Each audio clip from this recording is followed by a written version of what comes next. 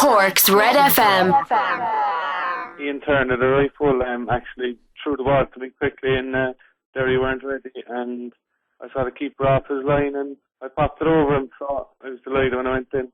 Yeah, it was a fantastic result last night up at the Brandywell, Davin. Very difficult circumstances, obviously. You only had a week of preparation, travelled up and back by bus on the day with 13 players playing against the Derry side who have had a couple of months pre-season training. When you were travelling up yesterday, Davin, did you honestly believe you could get something from the game? Well, we were going up with the intention of, getting a good run out and, playing together for the first time, and just, I suppose, getting started. It's great to be back playing football, and that's what we do, But it was hard fought, and we showed great spirit, worked great. We showed a lot of resilience against a good Derry side.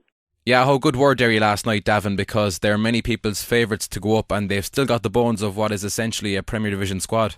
Yeah, they do, in fairness. Very good side. They won't lose many points at home, I'd imagine, but we showed great spirit, to be fair, and they had a lot of the ball now, but they couldn't break us down, they couldn't find the gaps, and they actually scored from a set piece, which was a mistake by one of our lads. So, it wasn't as bad as we thought, We played well, and we knew what we were going to do, and we did it.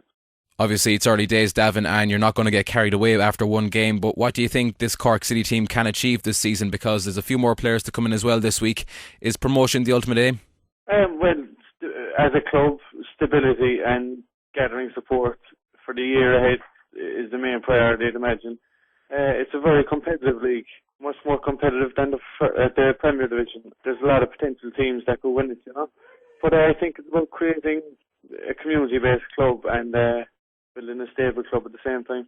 And the First Division is a tough division to get out of, Davin, as you know from your time with Cove when you won the league there. Absolutely. It was hard fought, and the time we won the league with Cove it was because of a run of results that lasted 28 games. I think we went unbeaten, which is ridiculous.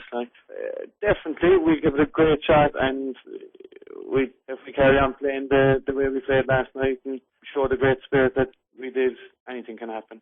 Have you been surprised, Davin, by how much work has been done off the field over the past week or so? Obviously, it's a supporters-run club now, and everyone has been rolling their sleeves up and getting the work done, and there's a real buzz about the club at the moment.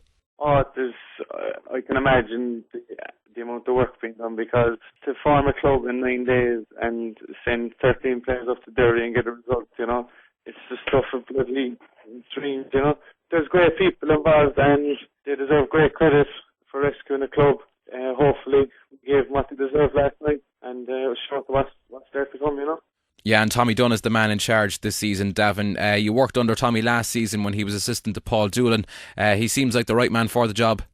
Oh, Tommy's a great man, in fairness, and he's a player's man, You can talk to him, and he shows great support, and he's great knowledge of the game, and there'll be no problems with any players, I'd imagine. Yeah, one of the main signings over the past week or so, Davin, was the acquisition of Graham Cummins, a guy who scored goals in the past in the First Division, got many goals for Waterford last year. Really good signing. Looks like he's going to be a guy who'll knock in the goals for our city this season. Oh, I'd imagine so. He's a goal machine in the First Division, He showed that last year with Waterford. He got a good couple of goals as well with Cove when we won the league, and it's a great signing for Cork. He's a Cork lad as well. I know he dreamed of playing in Turner's Cross, as many kids do. Mm-hmm. So he look forward to it, and I'm sure he'll get lots of goals this year for us. How tough a decision was it for you to sign up with Cork City for the year ahead, Davin? Because we know you were close to joining Stephen Henderson down at Waterford United, and we spoke to Greg O'Halloran during the week, and he says he persuaded you to stay.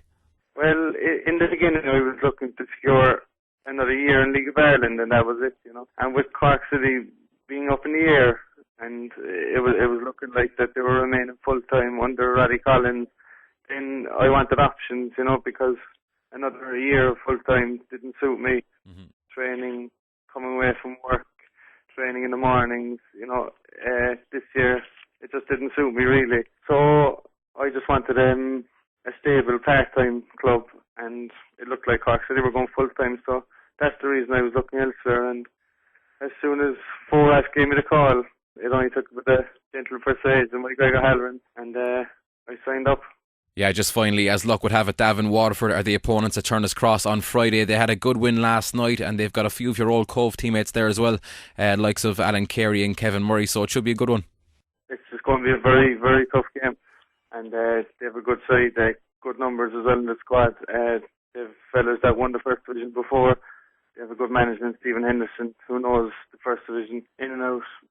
So this will be another tough game, but we give it everything we got. And being at home, the first game, the new club, I hope the people of Cork will come out and support us like we need, and show for us that we're not messing around and that we're going to go for the best we can. Cork's Red FM.